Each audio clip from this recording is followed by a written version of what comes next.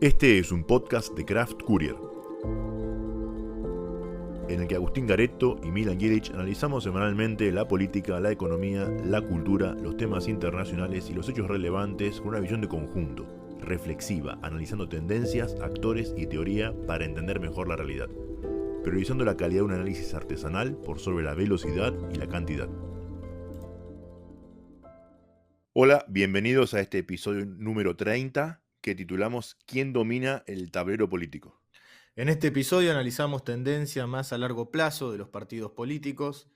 Primero nos situamos sobre el gobierno, en esta tensión entre comunicación y gestión, teniendo en cuenta que en materia comunicativa son demasiado fuertes y en gestión relativamente débiles.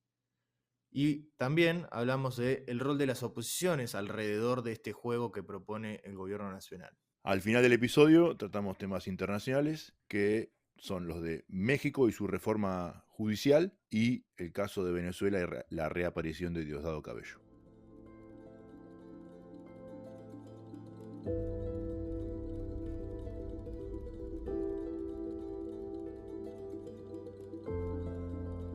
Hola Agustín, ¿qué tal? Hola, Miran, ¿todo bien? ¿Y vos? Bien, muy bien. Bueno, estamos en el episodio número 30, al cual nos resultó un poco difícil para encuadrar, y creo que tomándolo del episodio anterior y de cuestiones que sucedieron en esta semana, creo que hablar de la noción de partido me parece algo valioso y que nos va a servir para intentar entender este episodio, que va a ser un episodio bastante que es un reflejo de lo que es la sociedad argentina hoy, de la situación política argentina de hoy, que es un quilombo, es decir, inestable. Y es una continuación del anterior, del de la semana pasada, y seguramente ya lo dijimos esto la semana pasada y lo repetimos ahora, vamos a citar este episodio, estos episodios, y a continuar esta línea por un tiempo largo seguramente. Porque hay, como dijiste, es todo un quilombo y hay tantas cosas para tener en cuenta, para analizar, ¿no? Lo que siempre dijimos, las tendencias, los actores. Bueno, está todo dentro de una licuadora a fondo, ahí le meten a fondo a la licuadora y qué sé yo qué va a salir. Mientras lo analizamos.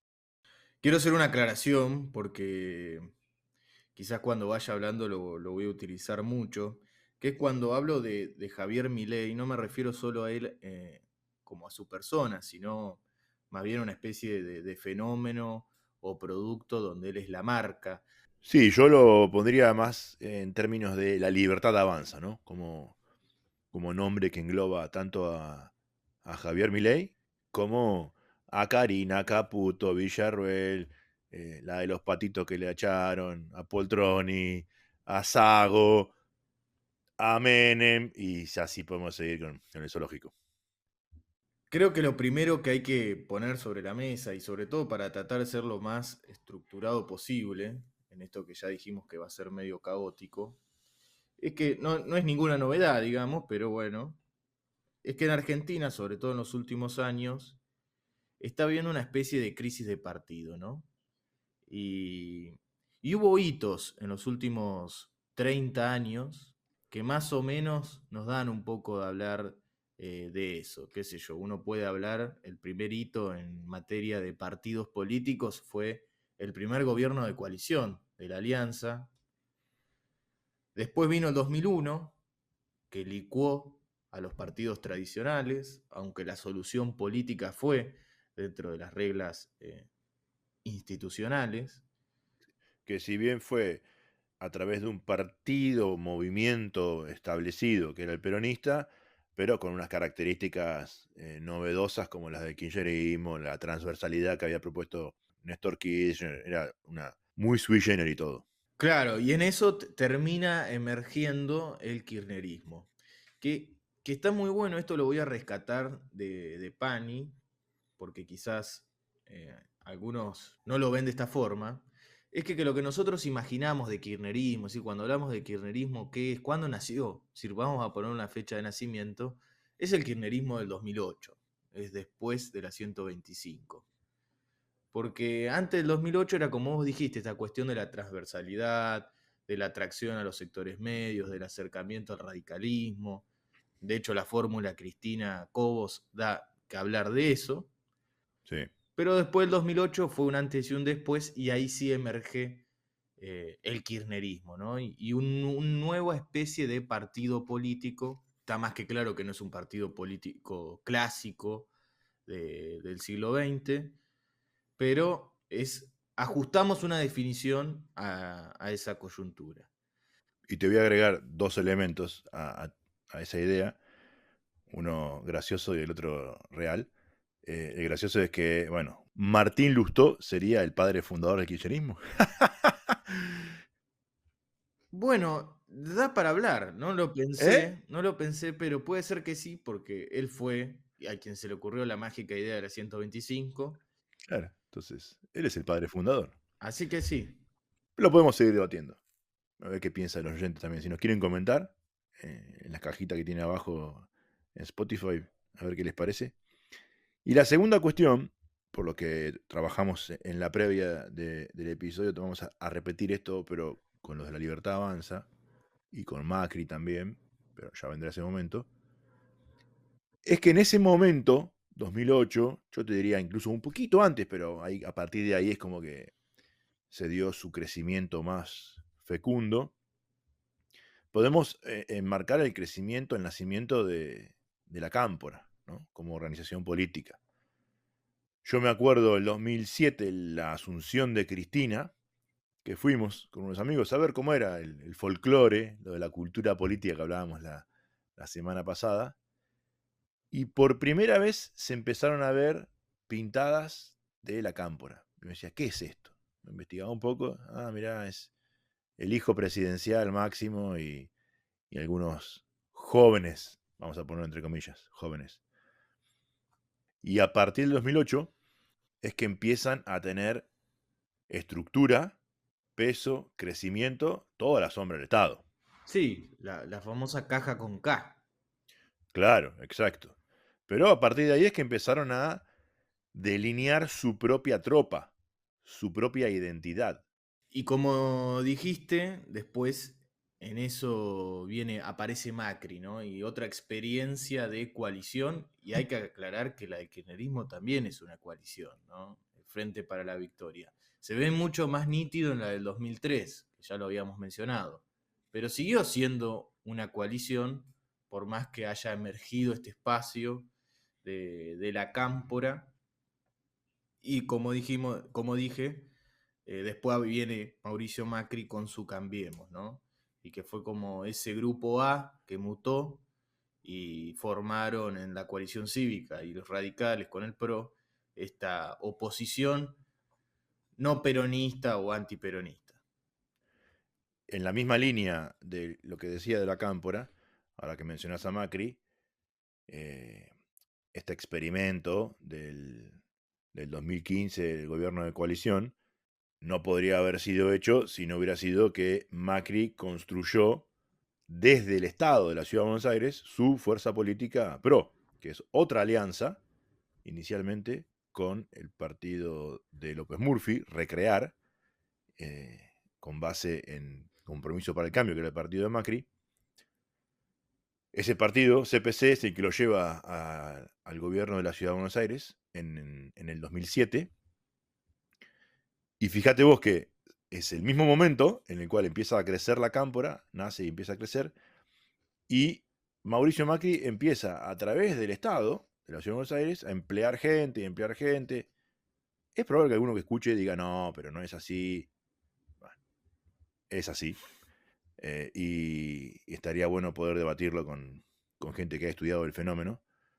Han contratado gente que no era del todo partidaria, pero después, estando ahí, terminó haciéndose partidaria. Eso fue lo que fue luego la base de sustentación de lo que fue el PRO.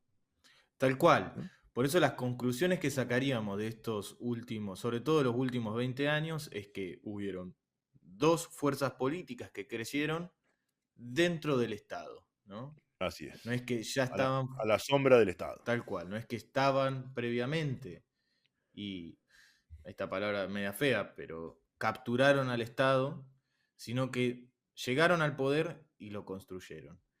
A diferencia de las construcciones más tradicionales, tanto en Argentina como en otras partes del mundo, de partidos con una doctrina, con un pensamiento, no sé, desde el Partido Radical, por ejemplo, el Partido Socialista, a principios del siglo pasado, eh, o los partidos europeos más tradicionales que forman a sus cuadros, forman a sus miembros, tienen militancia y todo eso lo presentan en las elecciones, ¿no? Y eso es lo que luego llevan al gobierno si es que ganan. Acá no. Acá, en estos ejemplos que presentamos, que son iguales que los de Perón también, ¿no? Porque Perón también construyó el partido desde el poder, lo comentamos en el episodio anterior. Estos ejemplos que comentamos llegan al poder por diferentes circunstancias,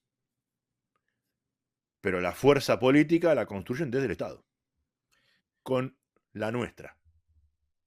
Y estos dos partidos instalados sufrieron un terremoto en las últimas elecciones y claramente perdieron, ¿no? Y ahí emergió una nueva fuerza que vendría a ser la Libertad Avanza, la cual también está en ese desafío de construir desde el Estado una fuerza política. Sí, su partido, llamémoslo. Ahora, creo que lo importante de estos últimos años también es señalar otra cosa. Lo hemos repetido muchísimo, que es el vacío de poder político. Hay un vacío de poder. Y a ese vacío de poder se lo intenta llenar, naturalmente, dentro de una democracia, con campañas electorales. Porque claro, las elecciones son la manera por la cual uno, por medio de votos, va asumiendo cargos, es decir, va teniendo poder político. Entonces de esto deriva que al estar en una campaña política, al necesitar campañas electorales, barra política, al necesitar votos que nos dan poder, hay un punto muy fuerte o muy acentuado en la comunicación. Claro. Y me adelanto un poco, pero para que se entienda lo que vas a decir después. Eso explica cómo llegan al poder sin un partido consolidado. Porque si no, uno diría, bueno, hasta la Constitución lo dice, ¿no? El sistema democrático se sustenta en los partidos políticos. Estos no tienen partido y llegan al poder. ¿Cómo hacen? Y la comunicación. La comunicación, la estrategia, algún tipo de alianza, y después construyen desde el Estado. Justamente, entonces podemos decir que el gobierno nacional actual, y esto creo que todos vamos a coincidir, es excelente en la comunicación. Seguro. Eso ya lo hemos dicho varias veces. Sobre todo porque tiene el monopolio de la comunicación oficial, ¿no? Y en esto quizás no podamos coincidir tanto, pero voy a intentar desarrollar la idea, que también es bueno en la economía. Bueno, depende. Primero porque de la economía es una ciencia social, entonces es difícil tener una puesta en común. Pero más allá de eso, una cosa es ser bueno en la economía y otra cosa es ser bueno atendiendo a una sola cosa, que es la inflación. Ahora, atender a la inflación de esta forma, con una recesión brutal, bueno, ¿qué tan bueno sos en materia económica? Y ya depende del juicio de cada uno. Pero lo que sí podemos decir es que es excelente en materia de comunicación. Ahora me lleva a hacer otras preguntas de si realmente el gobierno nacional es fuerte, si tiene potencia. Y creo que acá podemos decir que esa fuerza es relativa. Relativa ¿por qué? Y en esto se puede discutir no solo con los que están muy a favor de mi ley, sino que están muy en desacuerdo con mi ley. Porque ambos, y ya lo hemos mencionado en un episodio, tienen una sobredimensión del gobierno nacional. Tiene una fuerza relativa porque, bueno, por un montón de cuestiones. ¿Sacaron la ley bases? Sí, la sacaron. Pero no fue por mérito propio. Hubo otros actores ahí que actuaron. De hecho, la ley bases original difiere mucho de o sea, la ley bases 1.0 difiere mucho de la que se terminó aprobando. Pero también hay cuestiones menores, y era lo que estábamos hablando cuando menores a nivel de la ley bases, pero no por eso dejan de ser importantes, que estábamos hablando en la previa de este episodio, ¿no? que fue el tema de la reforma jubilatoria, ¿no? Ese proyecto entra a diputados y yo solo por el hecho de tener diputados oficialistas, vos ves el proyecto. El proyecto está en tus manos y sobre todo porque sos gobierno. Al proyecto lo ves. House of Cards, que es una serie que les gusta mucho a politólogos, pero también a personas en general, que se refiere a la política de Estados Unidos, muestra esto de los asesores, ¿no? Y de los asesores. Hay una escena que no recuerdo muy bien, pero era una discusión de la ley que tenían 5 asesores leyéndose libros y libros que no salían nunca de la oficina, etc. Creo que era la de educación. Puede ser, no recuerdo muy bien, pero yo me imagino que si sos gobierno y te entra un proyecto, lo primero, si es un proyecto a gran escala, si toca puntos esenciales para vos, ¿no? Si, no por todos los proyectos tenés que hacer esto, pero, y aparte con la cantidad de asesores que deben tener, tenés que juntar 5 asesores y tirarles el proyecto por la cabeza y decir, me tenés que resolver esto en una semana mínimo. Si lo tenés al proyecto y después ese proyecto sufre modificaciones, lo vas actualizando, y aparte los tiempos del Poder Legislativo son lentos, te lleva Sí, sí. la posibilidad de estudiarlos muy bien, podés llegar a la conclusión de que a esto no me sirve, lo tengo que vetar, ¿no? Entonces se Sí. aprueba la ley en el Senado, rápidamente decís, esto hay que vetarlo, y después no lo haces. Porque hay que aclararlo, que aún, lo estamos grabando el jueves 29, puede ser que mañana 30 lo hagan, y o sea, está perfecto decir, lo han vetado, sí, es lo que dijeron, pero tardaron una semana. ¿Por qué tardaron una semana? Bueno, eso es una gran pregunta que habría que preguntarle a los actores por qué tardan tanto. Pero entonces no sos tan poderoso. Esto es una de las señales en las cuales podemos ver esta fuerza relativa. Alguien podría decir, están tratando de negociar qué va a pasar con el veto si vuelve al Congreso. Y está bien que se haga eso. Pero ahí es donde adhiero a tu idea, entonces no son tan fuertes, porque si tienen que negociar para que algo no salga, bueno, no son tan poderosos como ellos se muestran, porque negociar está bueno, pero Claro, no a son eso como ellos se voy. muestran. Yo, esto es personal y es anecdótico. A mí me parece fantástico que negocien. Aparte estudio ciencia política, así que sería medio Así es, eh, claro. paradójico. Pero no es como ellos se muestran, ¿no? Y ahí está el punto. No es como ellos muestran en su comunicación. Claro. El león, el que viene a cambiar todo. Eso que hacen tan bien, pero bueno, después atrás no parece que sea tan real. Otro indicador donde nos muestran que no son tan poderosos y por suerte, no porque sea mi ley, porque si no, esto también se puede decir con el kirchnerismo. Aunque el kirchnerismo sí tuvo su poder en su momento y quizás la Libertad Avanza también lo tenga en el suyo. Pero otro indicador que nos muestra su relativa fuerza es la aparición de otros actores. Es el timing que tienen otros actores y sobre todo actores que ya fueron presidentes. Y estoy hablando de Cristina Fernández de Kirchner y de Mauricio Macri. La aparición y el juego en primera escena. Mauricio Macri hoy tiene una aparición, tanto en la opinión pública, pero también él se presenta como tal en los medios, de hecho es presidente de su partido, mucho más que en los 4 años pasados. Y eso es un indicador que dice, bueno, Mauricio Macri está viendo un espacio donde jugar. Y evidentemente sí, porque hay un gobierno que no es poderoso o que no es fuerte como se muestra y que es normal por la naturaleza que hemos estado hablando. No tiene fuerza, no tiene una fuerza política, estamos en medio de un vacío de poder. Entonces, es natural, o por lo menos no es llamativo, que esto se muestre así. Sí. Igual una pregunta que dejo abierta, no tengo la respuesta y la dejo abierta. ¿Por qué no apareció en los 4 años anteriores Mauricio Macri? No sé. Algún día lo va a tener que responder. Porque si vos estás en política, estás en política. No sé, se fue a dormir la siesta de Villa La Angostura. Pero bueno, no apareció, como dijiste vos. Yo quiero hacer otra pregunta, pero referida al gobierno, y esta sí vamos a intentar responderla. ¿Es íntegro este gobierno, Qué buena pregunta, ¿eh?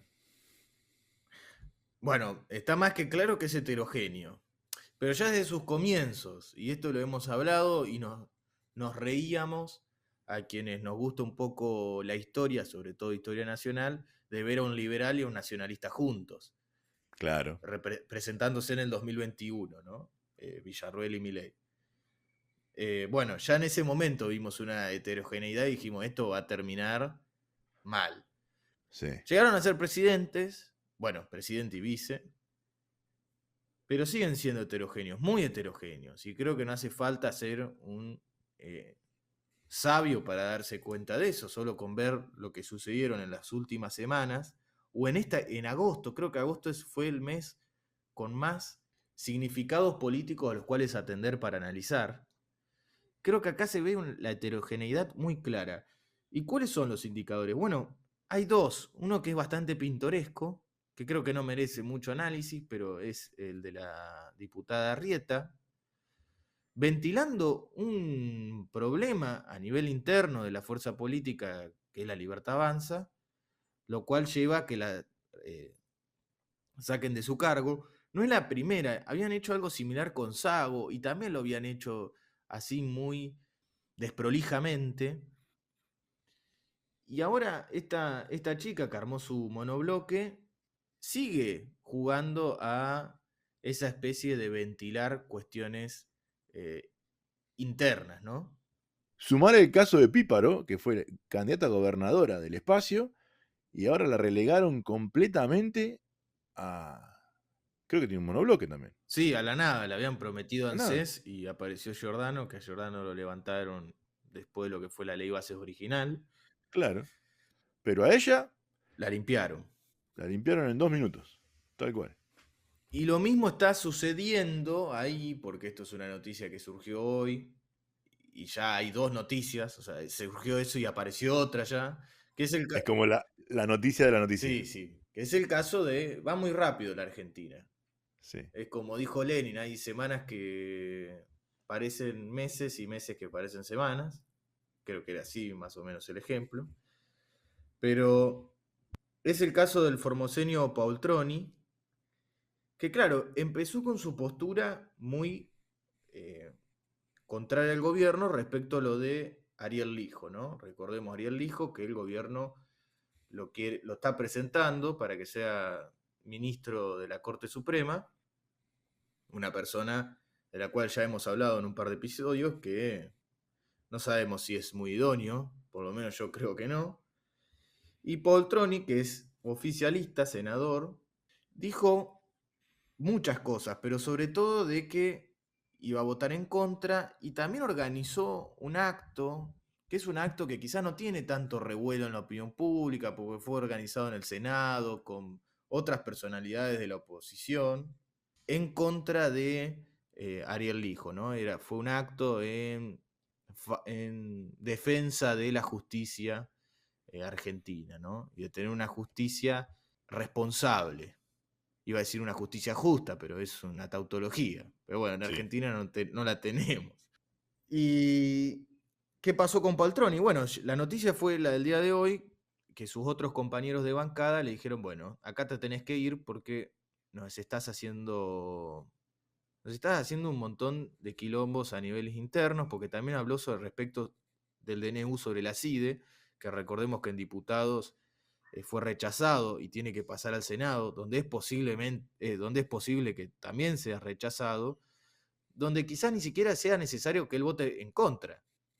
Pero él dijo, yo voy a votar en contra, sobre todo porque tiene una cruzada, digamos, a nivel de medios digitales y de medios de comunicación con el asesor principal de Javier Milei, que es Santiago Caputo. Entonces él dijo que iba a votar en contra y que el gobierno nacional no estaba yendo por el sendero que había prometido en la campaña, ¿no? Este sendero de la anticasta, de hacer una Argentina nueva y los argentinos de bien, y el discurso moral de este fenómeno de Javier Milei de la Libertad Avanza.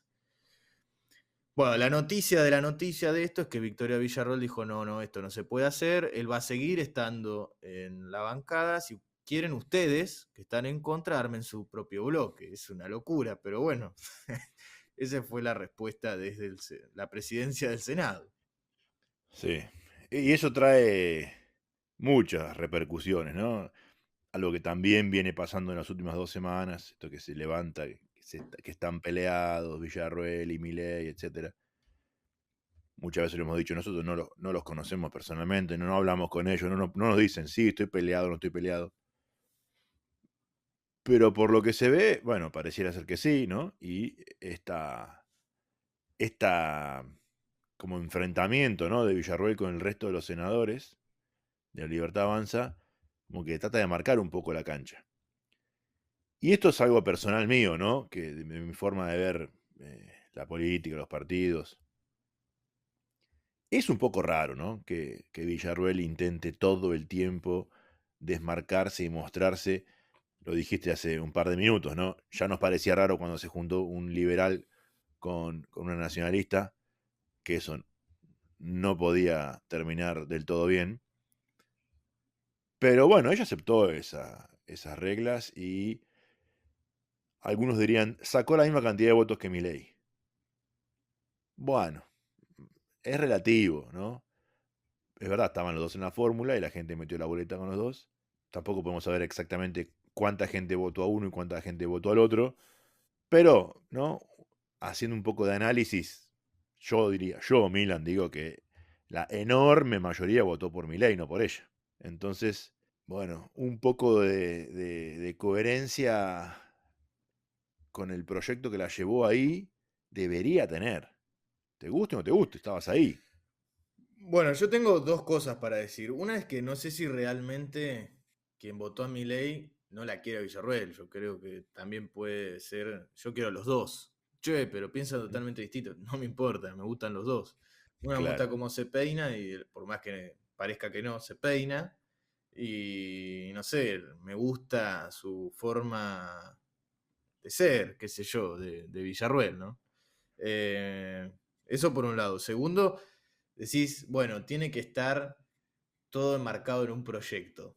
Genial. ¿Cuál? claro. ¿Cuál? Ese es el problema. Y ese es, creo, el hilo conductor de este episodio, ¿no? La falta de partidos políticos. Sí, creo que hay dos grandes preguntas atrás de este episodio, que es una es esa. ¿Cuál la falta o digamos, cuál es el proyecto de país? De país, exactamente. De ¿Quién? cada uno de Y ellos. el segundo es, ¿quién tiene el poder? ¿O quién tiene el poder dominante? ¿No? Es decir, ¿cuál es el actor dominante que va a marcar la cancha? Que va a decir, bueno, se va por acá, no, se va por acá. Obviamente que no va a ser una cuestión dictatorial que vamos a ir todo Sí, detrás, pero es el que va, hegemónica. claro, pero es el faro por donde vamos a ir a marcar. Eso hoy no se Bueno, ve. no. Ninguno de los dos, ¿eh?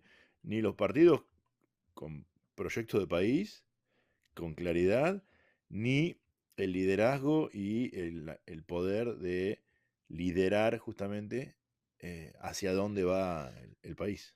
Justamente por eso es un gobierno nacional que además de no ser íntegro no tiene una, bueno, justamente porque no es íntegro, no tiene una dirección unívoca de dónde hay que ir, ¿no?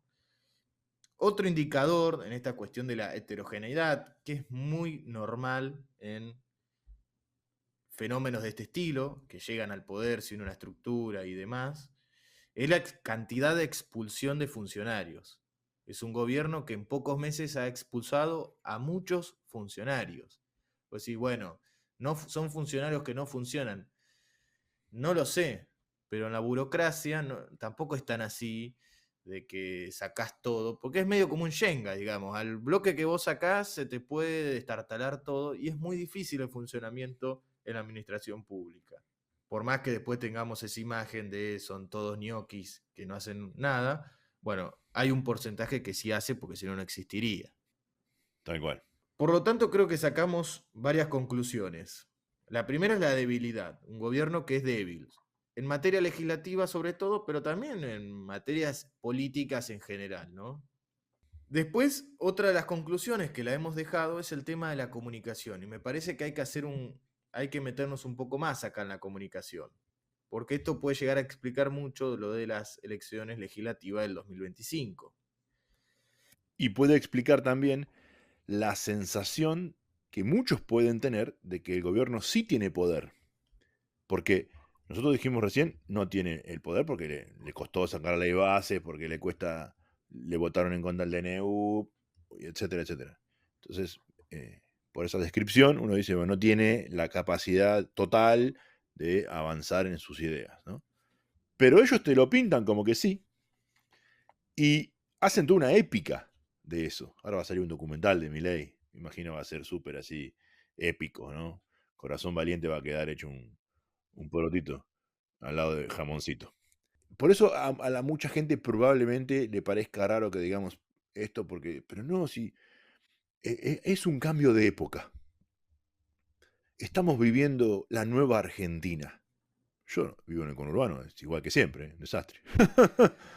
Y en recesión ni te cuento. Sí, tal cual. Pero sí, no, es que hay que discutir un poco esa idea porque se construye algo que queda muy abstracto y que después es muy difícil verlo en la realidad. Lo que sí es cierto es que hay gente que opera con esa idea, ¿no? Y esto, acá está la cuestión, porque claro, es fuerte, entonces me subo al barco porque me gusta, Claro, me atrae, o es fuerte y al verlo fuerte y esa omnipresencia en materia de comunicación, también busca la resistencia. ¿Y qué digo con que acá busca la resistencia? Bueno, ahí se puede configurar en mayúsculas la oposición, que en esto hablábamos del peronismo está muerto. Bueno, si aparece como esa resistencia al antimeleísmo, que va a ser principalmente por la materia de comunicación, me atrevo a decir que la resistencia al mileísmo no va a ser tanto por la recesión, sino por en materia de comunicación.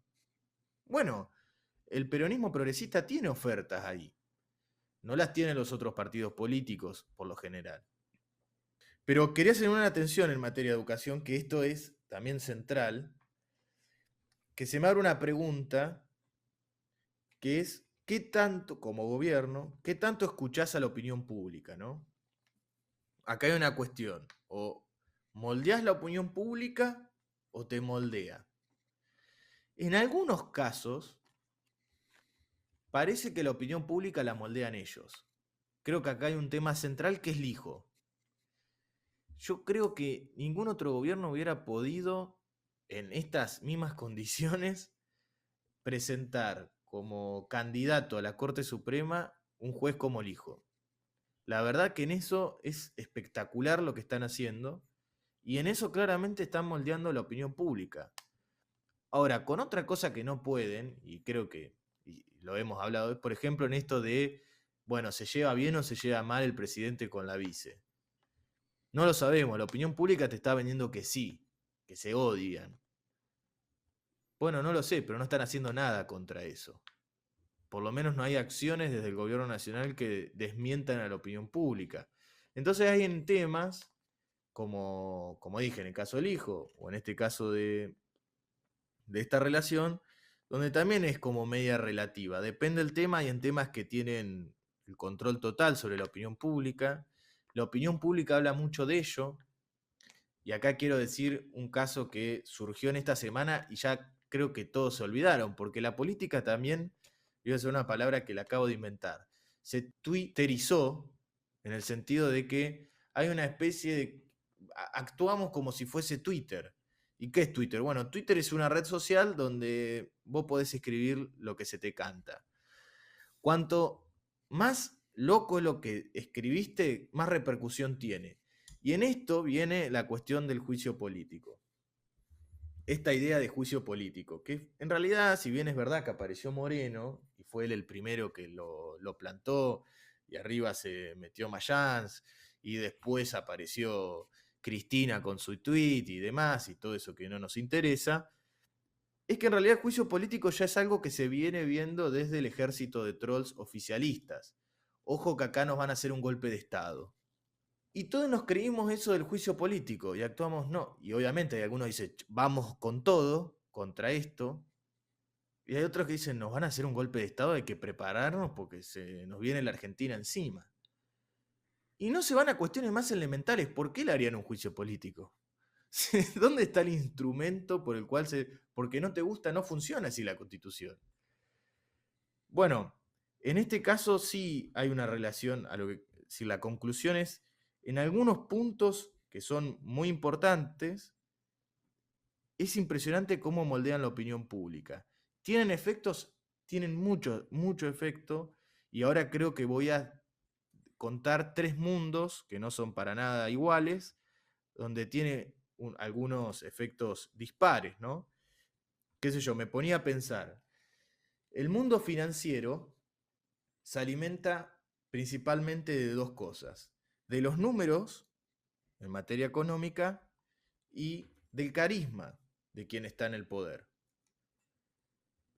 Los números, bueno, eso sube y baja. Por eso a veces hay un lunes que dicen, los bonos bajaron 10%, chao, se le terminó la primavera al gobierno. Después el martes vuelve a subir. Ven esos números y están también reflejados en el carisma. Entonces ahí como que el mundo financiero se suba a la ola y dice, este gobierno va para arriba. Después está el mundo inversor.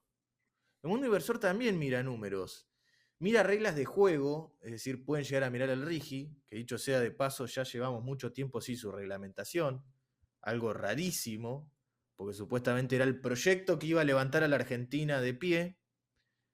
Bueno, no sé qué está pasando porque nunca se reglamentó. Mira números, mira leyes o reglas de juego, mira la situación política, es decir, el inversor mira esto, quién tiene el poder de fuego, y también mira el carisma, claramente. Es decir, todos los mundos miran el carisma. Ahora, también el mundo al cual me quiero detener es el mundo del electoral, por así decirlo, ¿no? ¿Qué mira el mundo electoral? Bueno, en gran parte y sobre todo los consultores a los cuales hoy están más metidos en la discusión de las campañas en Argentina, te van a decir el carisma y que por eso ganó Milei.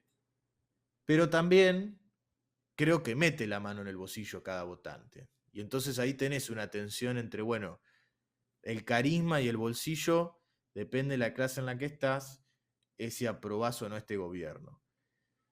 Y en las encuestas se ve, en las encuestas se ve una alta aprobación, unos números muy altos, aprobando a Javier Milei. Nosotros habíamos mencionado que se habían tocado esos puntos, claramente, pero sigue siendo alto.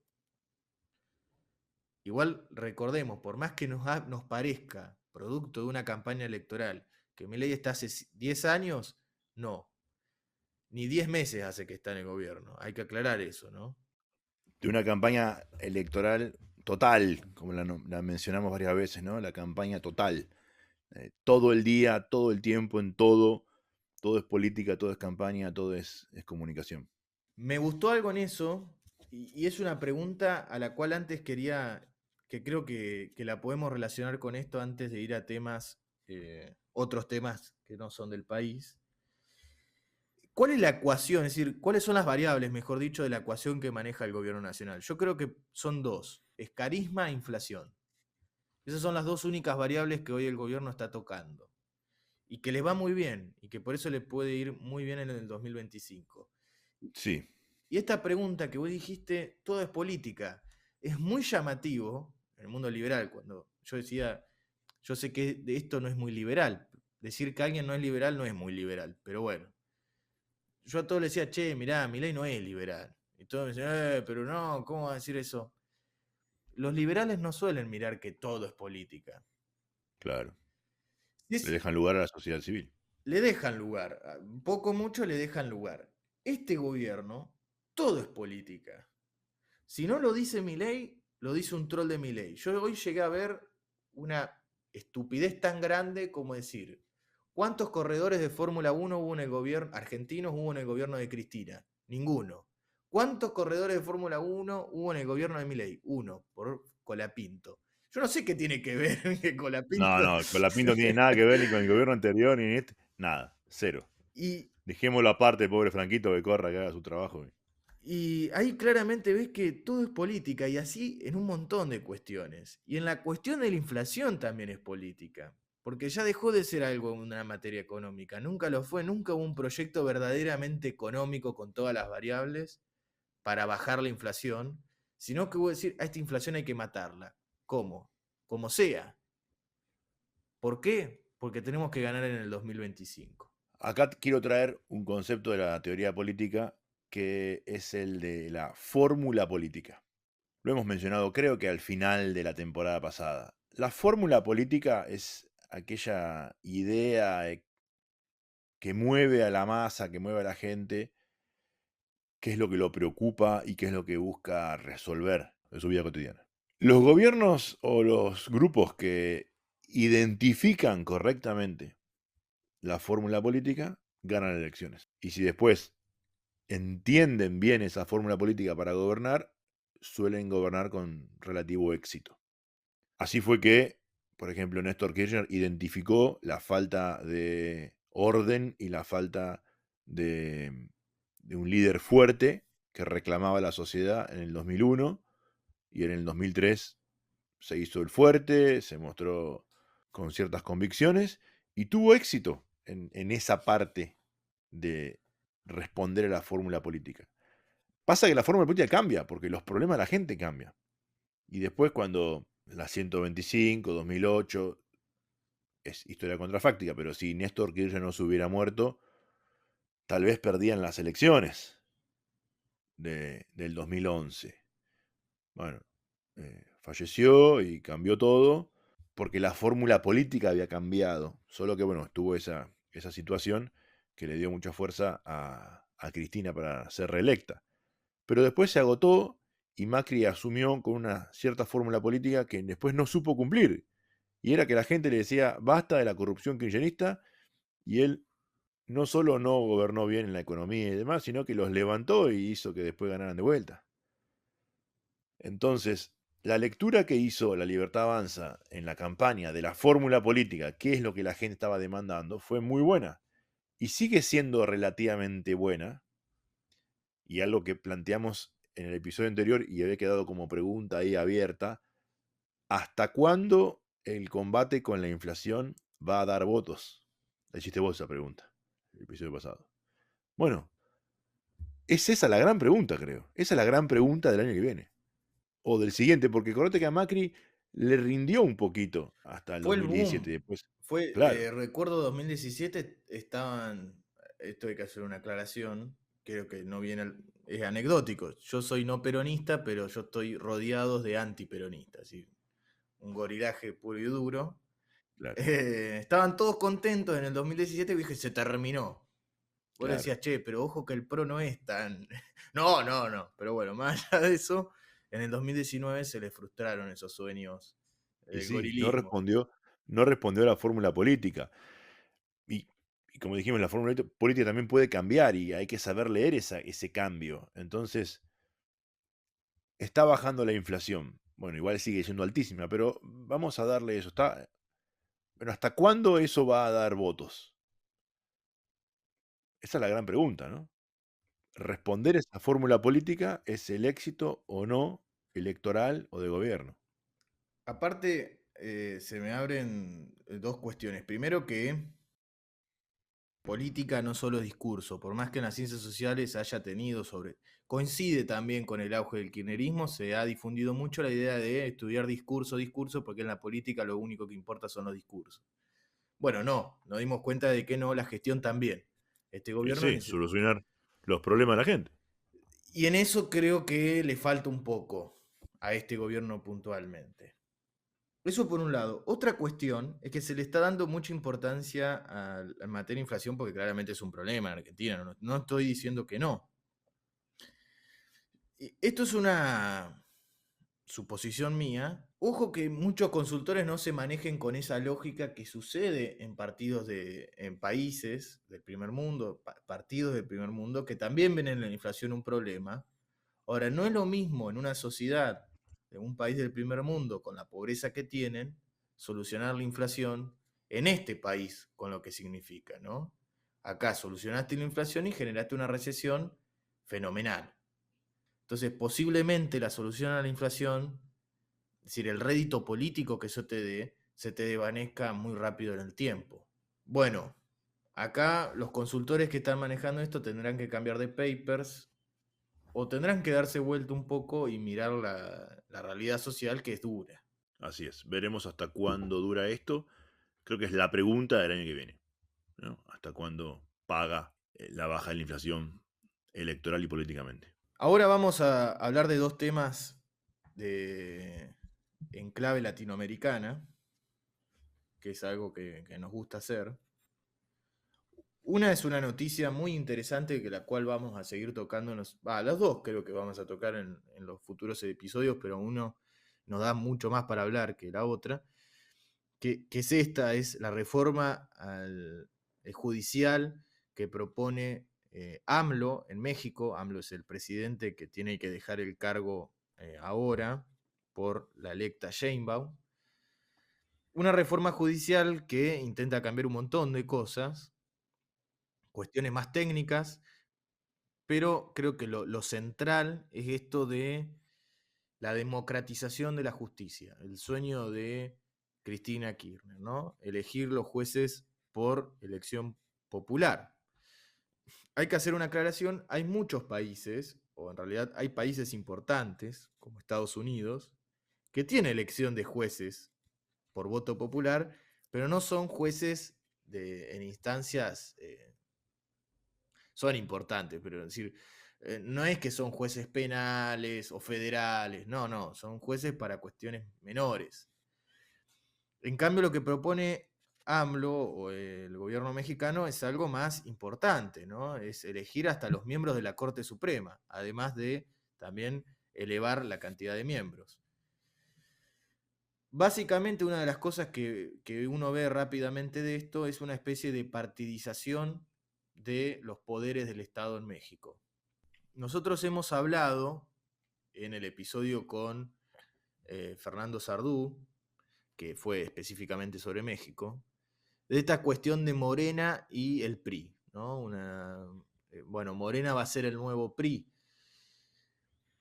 Y si lo vemos con esos lentes, y esto nos daría a entender que sí, ¿no? Es un régimen cerrado de partido único, en el cual el Morena, en este caso iba a decir el PRI, pero Morena sería el único actor en la arena política.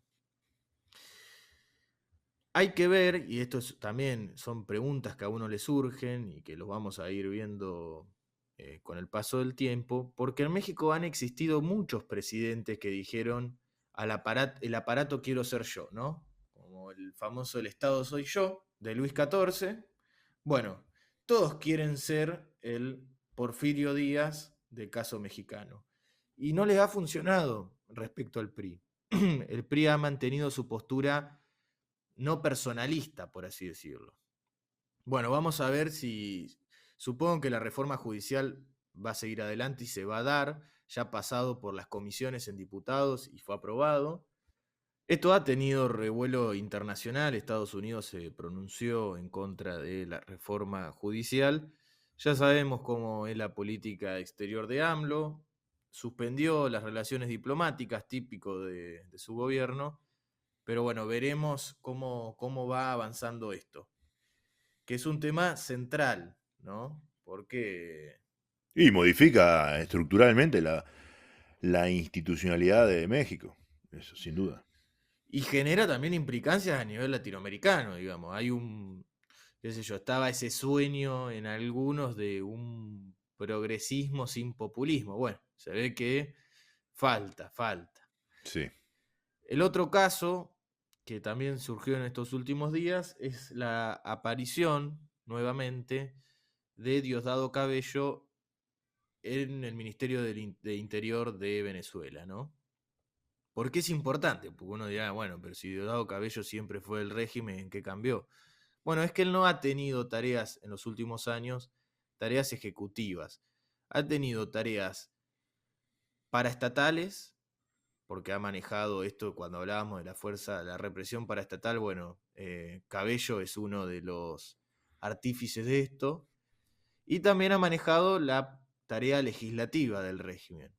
Pero hoy va a tener a partir de ahora, va a tener una cartera muy importante sobre todo en lo que tiene la cuestión del régimen, que es la represión interna. Y vamos a ver en qué sigue esto, porque Diosdado Cabello es como el revolucionario natural del chavismo, ¿no? Siempre estuvo al lado de Chávez, viene de la sociabilidad de Chávez, es decir, fue militar, estuvo en el intento de golpe y demás, siempre estuvo alrededor de Chávez, alguien que se suponía que iba a ser el sucesor, y después apareció Maduro, que es un civil. Nosotros habíamos hablado del peso de las Fuerzas Armadas en Sí, Venezuela. sí, sí. Si no atendés las Fuerzas Armadas en Venezuela, posiblemente no entiendas cómo es cuál es la situación política de Venezuela. Y Maduro es uno de los pocos civiles dentro del régimen bolivariano. Bueno, parece que las Fuerzas Armadas están empezando a tener un control mucho más importante. Cabe aclarar, a diferencia de las últimas dictaduras militares en Latinoamérica, que son unas Fuerzas Armadas medias raras, es decir, unas tareas bastante descentralizadas. Es bastante raro, pero bueno, no dejan de ser Fuerzas Armadas, básicamente. Pero va a ser un tema que seguramente tengamos noticias en los próximos días para seguir avanzando. Ha sido una semana, como dijiste, que pareció más que una semana, un mes de todo lo que pasó, local e internacionalmente. Y probablemente las próximas también vayan a traer cosas interesantes. Igual nos dimos el tiempo de analizar estas tendencias de largo plazo. Creo que ha sido un episodio muy interesante. Como hemos dicho muchas veces, les pedimos si tienen sugerencias, si tienen comentarios para hacernos, lo pueden hacer en la parte de abajo en Spotify, en el cajoncito de comentarios. Siempre nos viene bien la interacción con los oyentes.